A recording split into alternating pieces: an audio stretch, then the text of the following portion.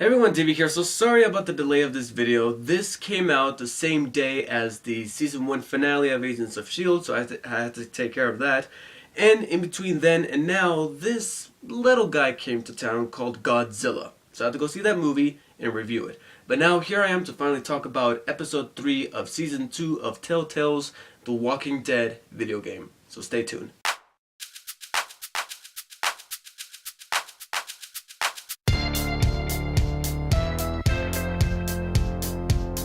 So Telltale has now released episode 3 of The Walking Dead season 2, and I was estimating it to be released around this time, around the middle of May, because I figured it's been about two and a half months since the last episode, so I think we're about due for some more Walking Dead and some more riveting decisions and gut-wrenching moments, and sure enough we get them in episode 3, because I gotta be honest, this is probably my favorite episode of season 2 thus far. But before I get into my initial review, I will go ahead and talk about the episode without getting into any spoilers, so for those of you who have not played the episode, you don't have anything to worry about until I tell you so when I start to talk about spoilers later on in this video. So do not fret. So let's go ahead and talk about this episode, which was titled In Harm's Way, and it sees young Clementine and her group being captured by the evil Carver and taken back to his camp, and the entire episode concentrates on this group of characters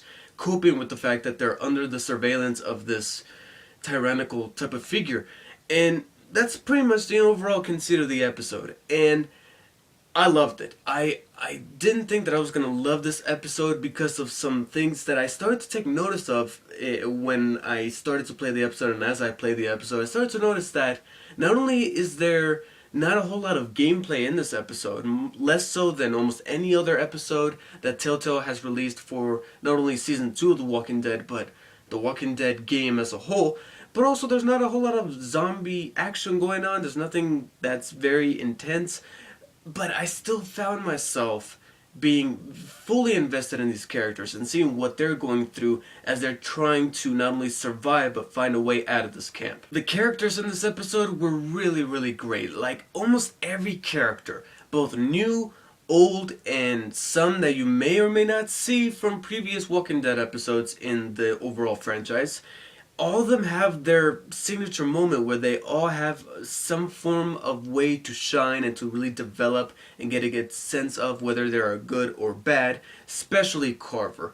I mean, we already got an idea that he's a bad guy. He's an evil guy in the previous episode, but it's in this one where he really steps up to being just as nefarious and as evil as the governor. And I'm not even talking about the governor from the TV show, but from the comic books. And what I really liked about this episode was that the writers found a way to make Carver his own type of character instead of just being the governor again and having his camp be Woodbury again. It wasn't the same. It really felt like a separate thing, while at the same time still having similar kind of characteristics and qualities of that type of character, but still being different enough to be its own beast. It could be considered its own part of Walking Dead canon. When people think of fascinating characters, despite being antagonists and just evil people all around, people will not only think of the governor, even though most people will think of the governor because not only is he in the comics, but he's also in the TV show, which is so far the most popular of the mediums. But I think as a whole, when you take every medium into consideration, including this new video game, people will finally remember Carver. And I think it is in this episode where he's going to leave his stamp as one of the most interesting yet creepy, scary, and evil, and just overall dangerous characters of the Walking Dead universe. But it's not just him. Clementine has her moments, some of the supporting cast, without getting into too much detail because some of these characters and their identities are also a bit of a spoiler, so I can't get into too much detail about that yet, but they also have their moments to develop and to really show us, the viewers, us the gamers, why there's a reason for this character to be in the story, especially in this episode. And I think it's in this episode where we as gamers have officially accepted this group as characters that we actually want to care for, that we want to see make out of these kind of situations live. Because we all had that same feeling, myself included, where we first saw these characters in episode 1 and we're like, I don't know how we're gonna feel about this. They're not as compelling as Lee and everybody else in season 1, so I'm not feeling any sort of emotional attachment to any of these people. But it's by this episode where I'm like, no, I don't want that person to die. No, I don't want anything to happen to him. We are starting to feel at home with these characters, so now we can legitimately care for them should something happen to them for the remainder of the season. So we've hit that sweet spot, at least for me, where I feel like I could be devastated should something happen to any of these characters, because I've known them long enough and I've hit that quote unquote point of no return to where I can simply not care for these characters anymore. And from a story perspective, I felt like this episode was written just way better. The pacing was tight. It knew not only how to end, and trust me, the ending is just powerful, but also knew when to end. It didn't feel like it needed to drag on and to show you a little bit of the aftermath and whatnot. It just ended at such a sweet spot that has me just at the edge of my seat to see what happens in the next episode. My only nitpick with the writing would be that for some reason the writers felt the need to have to shoehorn some characters that we've seen in previous episodes of the Walking Dead franchise to just be like, hey, it's all connected, without really doing any sort of effort into weaving these characters into the story, because we kind of got that in this episode. They managed to take two characters that we've seen before, one for the first time since their initial introduction in the previously in the franchise, but they did such a good job with those particular characters and weaving them into the story that when we saw these other characters literally just in the background to be like, hey, look, it's that person, it just felt a little odd and shoehorned in. Now, on the presentation side, it's pretty much the same. Like, none of these characters look any different, but they still look good. The art direction is still fascinating. The zombies still look very terrifying and intimidating, especially during the climax of this episode, where it literally looked like a nightmare. From the cinematography to the way it was just, I don't want to say filmed because it's a video game, but the way it's all framed and shot and designed, it felt like a nightmarish yet beautiful climactic scene. And everybody in the voice cast is still doing a superb job with the material that they're giving. Everybody is just great all around. There's nobody that's better than the other. Although I will have to point out Michael Madsen as Carver, being the fact that this is the episode where we really honed in on him as this force of nature that you just can't toy around with. And I gotta give it mad props to Michael Madsen for giving such a ominous and terrifying performance as Carver. Although what I did notice when it comes to the visuals is that despite still being there weren't as many visual hiccups as previous episodes. You know, you still have that occasional loading screen and then you hear a line of dialogue and you're like, where's that coming from? And then finally the cutscene starts. So there's still that little bit of lag, but it doesn't really happen as frequent and as prevalent as in with the previous episodes. Gameplay's pretty much the same, nothing really different, but much like how I said earlier in this episode, not only is there not that many zombies in this episode, but there's also hardly any gameplay. I can literally count the amount of times that there's any form of interactivity or exploration in that point and click adventure kind of way on my hand. Like literally just 4 or 5 times you get to control Clementine and explore. But when you do, make sure that you do so, because I was actually kind of caught off guard with this game when it came to its realism and immersion, when it comes to these moments where you get to control Clementine and explore your surroundings, because there was a point where I was waiting for a moment where you get to control Clementine so that I can check my iPod and do something. And my dumbass didn't bother to pause the game. So I'm like, you know, in a moment I'll go ahead and, you know, check the room or whatever. But first, let me check my Facebook. And I decided to do that. But then I heard a noise and I look up and boom, something happens in the game. And because I didn't get to explore it, I missed the opportunity to really look what's around me and to actually get a full sense of the of immersion from the game. So when you're playing and you get to these moments where you get to explore as Clementine, make sure you pause the game. You're going to be doing something else like checking your laundry or your Facebook or something like that, because the game will remind you like, hey, Come on, get going. So despite the fact that episode 3 ended up being one large interactive cutscene with moments of exploration with Clementine, and sure, you still have your cutscenes where you got these little dialogue boxes and you have to choose what you have to say, and you still have to make those riveting decisions that still had an effect on me, especially that very, very last one where I'm like, what do I have to do?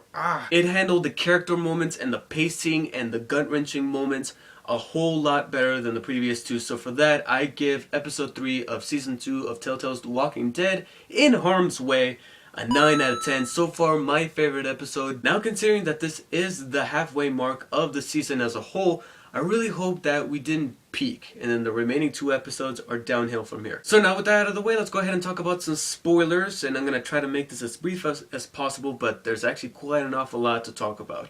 So if you have not played episode 3 of season 2 of Telltale's Walking Dead video game, please do so. It shouldn't take that long to download as well as to purchase and to play. It took me about 2 hours and 15 minutes to play. So go ahead, do that, and come back and watch the remainder of this video. So first off, this episode included characters from not only the previous episodes, but also some characters from 400 Days.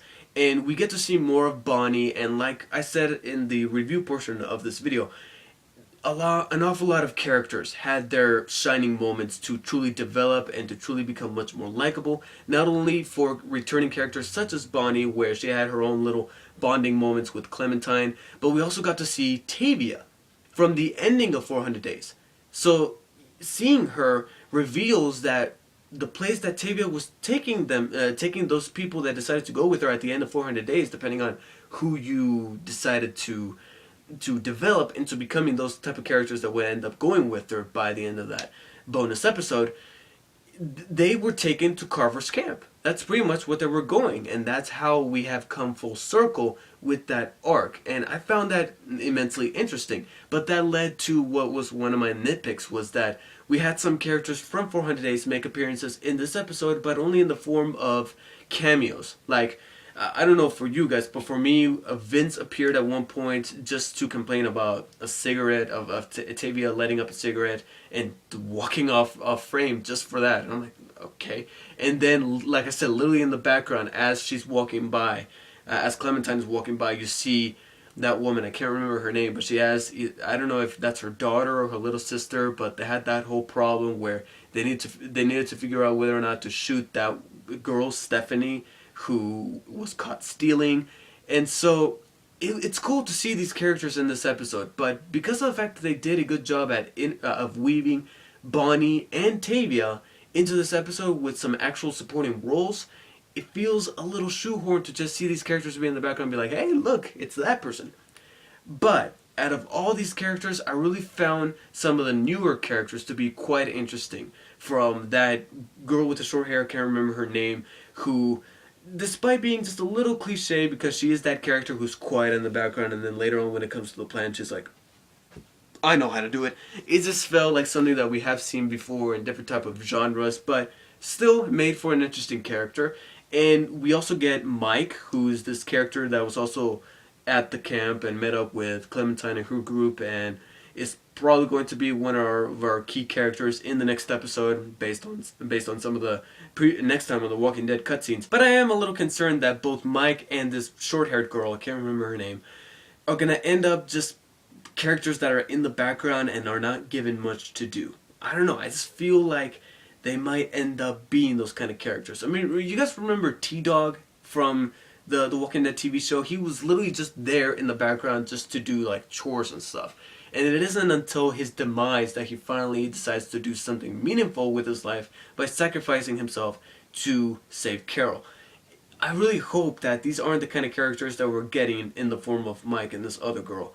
And I really hope that they give them something to do, whether it be to move the plot along or to give them a good sense of some form of backstory to really develop these characters. The other character that I really liked was Reggie, who unfortunately bit the dust really early in this episode, but it worked. I actually appreciated that he got killed off rather early, because not only does it remind us that anybody's up for grabs in the Walking Dead universe, whether it be by the hands of a zombie or the hands of a living, dangerous person, such as Carver in this case.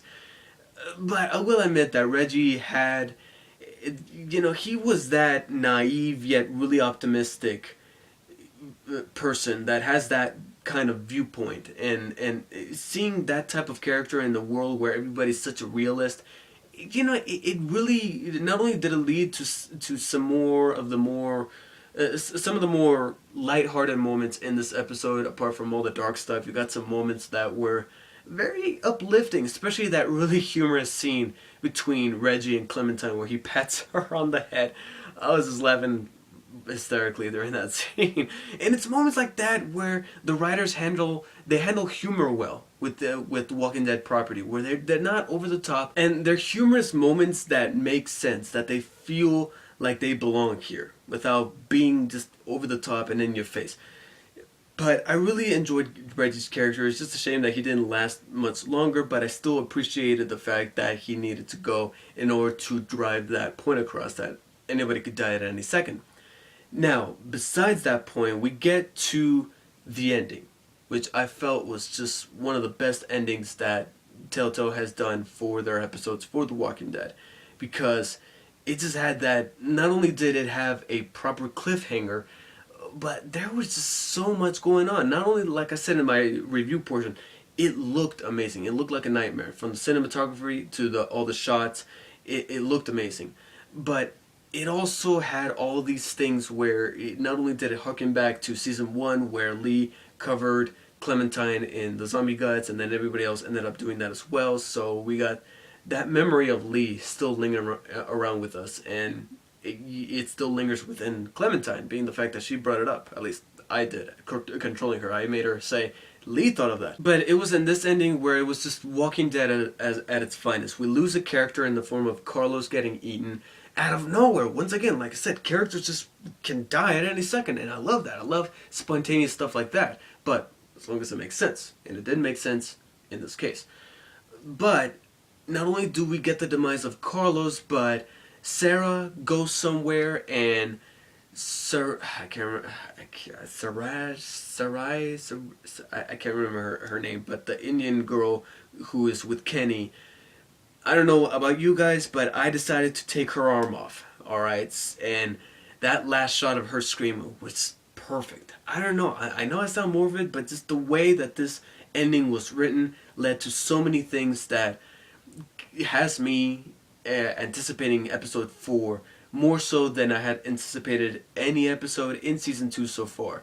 And I think episode 3 delivered that in spades and did a really good job at handling all of the material in that traditional Walking Dead way. So that is about it for all the spoilery discussion that I can muster out of this new episode. So let me know what you guys thought of episode 3 of season 2 of Telltale's Walking Dead video game. And I definitely think that this is probably their best episode, and they're definitely picking up momentum, but let's hope that we didn't peak here and it's all downhill from here with the remaining 2 episodes. So thank you guys for watching, and I'll see you guys next time.